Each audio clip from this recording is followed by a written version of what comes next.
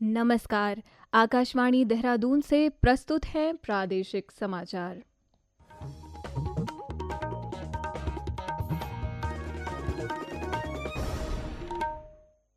पहले मुख्य समाचार। निर्वाचन आयोग ने उपराष्ट्रपति चुनाव के लिए चुनाव अधिकारी और सहायक चुनाव अधिकारी नियुक्त किए। मुख्यमंत्री पुष्कर सिंह धामी ने प्रदेश के सभी स्कूल भवनों और पुलों का सुरक्षा ऑडिट कराने के निर्देश दिए। मुख्य सचिव आनंद बर्धन ने सभी विभागों से चयन वर्ष 2025-26 के तहत पदोन्नति कोटे से भरे जाने वाले रिक्त पदों की सूचना 15 अगस्त तक उपलब्ध कराने को कहा। और महान स्वतंत्रता सेनानी श्रीदेव सुमन के बलिदान दिवस पर उन्हें भावभीनी श्रद्धांजलि अर्पित की गई।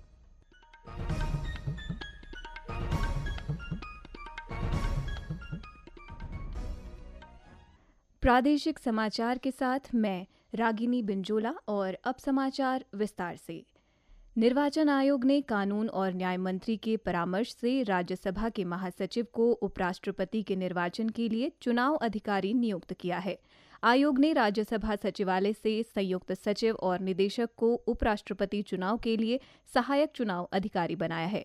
संविधान की धारा 324 के तहत निर्वाचन आयोग को भारत के उपराष्ट्रपति का चुनाव कराने का अधिदेश प्राप्त है। उपराष्ट्रपति चुनाव राष्ट्रपति और उपराष्ट्रपति निर्वाचन विनियम 1974 से संचालित होता है। राष्ट्रपति और उपराष्ट्रपति निर्वाचन अधिनियम 1952 की धारा 3 के तहत निर्वाचन आयोग केंद्र सरकार के परामर्श से चुनाव अधिकारी की नियुक्ति करता है। मुख्यमंत्री पुष्कर सिंह धामी ने प्रदेश के सभी स्कूल भवनों का सुरक्षा ऑडिट कराने के अधिकारियों को निर्देश दिए हैं। उन्होंने कहा कि जर्जर और असुरक्षित स्कूल भवनों में बच्चों को किसी भी स्थिति में न बैठाया जाए। आज मुख्यमंत्री आवास में उच्च स्तरीय बैठक के दौरान मुख्यमंत्री ने कहा कि बच्चों की सुरक्षा से जुड़ी किसी भी प्रकार की लापरवाही बर्दाश्त नहीं की जाएगी। उन्होंने कहा कि जहां भी स्कूल भवन मरम्मत योग्य हों वहां शीघ्र मरम्मत की जाए और पुनर्निर्माण की आवश्यकता वाले स्कूल भवनों की कार्य योजना बनाकर तत्परता से क्रियान्वयन किया जाए। मुख्यमंत्री ने प्रदेश के सभी पुलों का सुरक्षा ऑडिट कराने के भी निर्देश दिए। उन्होंने कहा कि खराब स्थिति वाले पुलों की मरम्मत और पुनर्निर्माण का कार्य प्राथमिकता पर किया जाए। ये सुनिश्चित किया जाए कि पुलों की स्थिति पर नियमित निगरानी रखी जाए और कहीं भी जर्जर पुलों के कारण कोई जनहानि न हो। मुख्यमंत्री ने त्रियुगी नारायण और वेडिंग डेस्टिनेशन के रूप में विकसित किए जा रहे राज्य के अन्य स्थलों की कार्रवाई में तेजी लाने पर बल दिया। उन्होंने इन स्थलों के विकास में गुणवत्ता, सुविधा और सांस्कृतिक गरिमा का विशेष ध्यान रखे जाने के निर्देश दिए। मुख्यमंत्री ने प्रदेश में 2 आध्यात्मिक आर्थिक क्षेत्र विकसित किए जाने की दिशा में भी तेजी से कार्य करने की बात कही। मुख्यमंत्री पुष्कर सिंह धामी ने प्रधानमंत्री नरेंद्र मोदी के भारत के इतिहास में प्रधानमंत्री के रूप में दूसरा सबसे लंबा कार्यकाल पूरा करने पर प्रदेशवासियों की ओर से शुभकामनाएं दी हैं। मुख्यमंत्री ने कहा है कि श्री मोदी के नेतृत्व में देश तेजी से आगे बढ़ रहा है।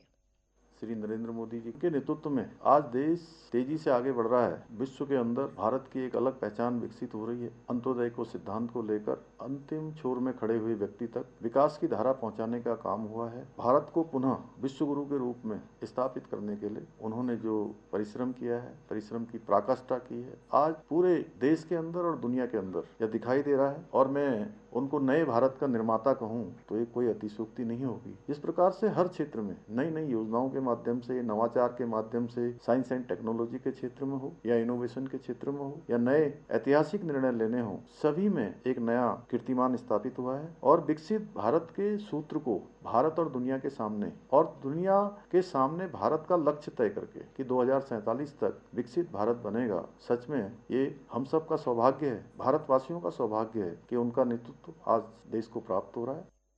राजभवन में आज हरियाली तीज पारंपरिक उल्लास के साथ मनाई गई। इस अवसर पर राजभवन में कार्यरत महिला अधिकारियों, कर्मचारियों और अन्य अधिकारियों की पत्नियों ने भाग लिया। इस दौरान रंगारंग कार्यक्रम आयोजित किए गए। प्रथम महिला गुरमीत कौर ने सभी महिलाओं को तीज की शुभकामनाएं दी और उनके जीवन में सुख समृद्धि की कामना की। उन्होंने हरियाली तीज को भारतीय संस्कृति की समृद्ध परंपरा, नारी शक्ति की श्रद्धा और समर्पण का प्रतीक बताया।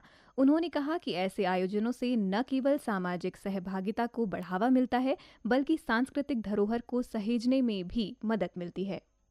ये समाचार आकाशवाणी के देहरादून केंद्र से प्रसारित किए जा रहे हैं। ताज़ा समाचार के लिए आप हमारे सोशल मीडिया एक्स व Facebook page Akashvani news Uttarakhand को फॉलो कर सकते हैं। साथ ही ये समाचार हमारे YouTube channel Akashvani news Uttarakhand पर भी उपलब्ध हैं।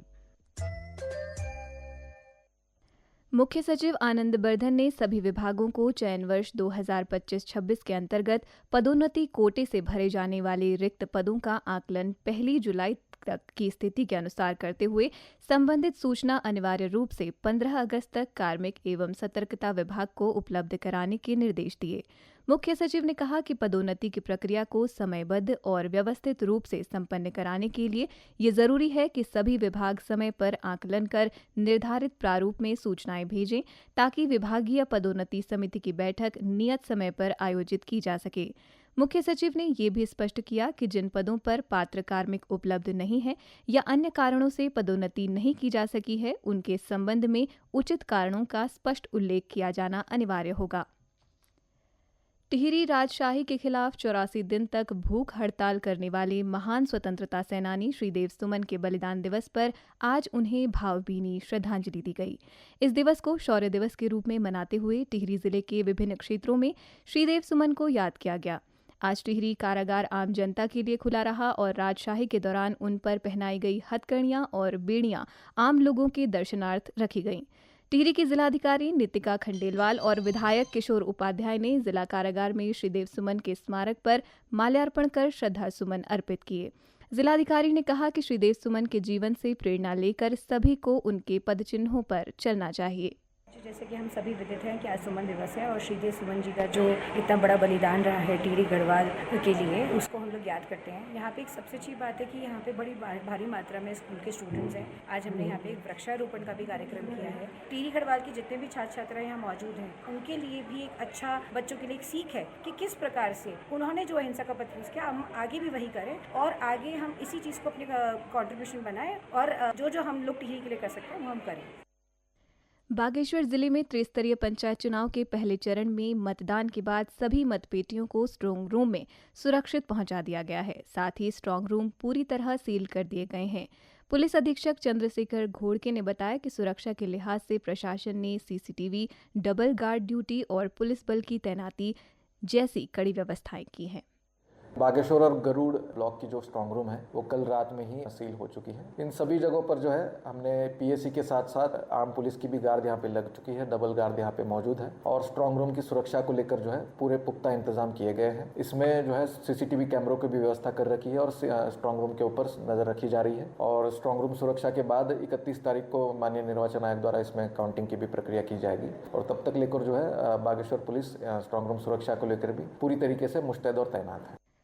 चमोली के जिलाधिकारी संदीप तिवारी की अध्यक्षता में आज कलेक्ट्रेट में विभागीय परिसंपत्तियों की डिजिटल पॉलीगन सीमांकन कार्य की प्रगति की समीक्षा बैठक आयोजित की गई।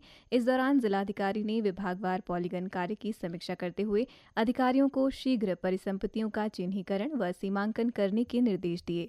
उन्होंने सभी विभागाध्यक्षों को निर्देशित किया कि वे अपने विभाग की परिसंपत्तियों की सीमाओं को चिन्हित कर निर्धारित पोर्टल पर समय से अपलोड करें। उन्होंने कहा कि राज्य सरकार की प्राथमिकता के तहत विभागीय परिसंपत्तियों की निगरानी के लिए ये कार्य बहुत जरूरी है। इस दौरान उन्होंने जिला स्तर पर पोर्टल में डेटा अपलोड करने में आ रही समस्याओं का समाधान करने के ई डिस्ट्रिक्ट मैनेजर को निर्देश दिए। उन्होंने सभी विभागों को पॉलीगन कार्य की प्रतिदिन प्रगति रिपोर्ट उपलब्ध कराने और उप जिलाधिकारियों को कार्य में तेजी लाते हुए शीघ्र निस्तारण के निर्देश भी दिए। केंद्र सरकार ने अश्लील और अशालीन सामग्री दिखाने वाली 25 OTT वेबसाइट और ऐप्स को बंद करने का निर्देश दिया। सूचना और प्रसारण मंत्रालय ने कहा कि इन प्लेटफॉर्म से दिखाई जा रही कुछ सामग्री गंभीर रूप से अश्लील और अनुचित है। अंत में मुख्य समाचार एक बार फिर। निर्वाचन आयोग ने उपराष्ट्रपति चुनाव के लिए चुनाव अधिकारी और सहायक चुनाव अधिकारी नियुक्त किए। मुख्यमंत्री पुष्कर सिंह धामी ने प्रदेश के सभी स्कूल भवनों और पुलों का सुरक्षा ऑडिट कराने के निर्देश दिए। मुख्य सचिव आनंद बर्धन ने सभी विभागों से चयन वर्ष 2025-26 के तहत पदोन्नति कोटे से भरे जाने वाले रिक्त पदों की सूचना 15 अगस्त तक उपलब्ध कराने को कहा और महान स्वतंत्रता सेनानी श्रीदेव सुमन के बलिदान दिवस पर उन्हें भावभीनी श्रद्धांजलि अर्पित की गई। इसके साथ ही प्रादेशिक समाचार का ये अंक समाप्त हुआ। नमस्कार।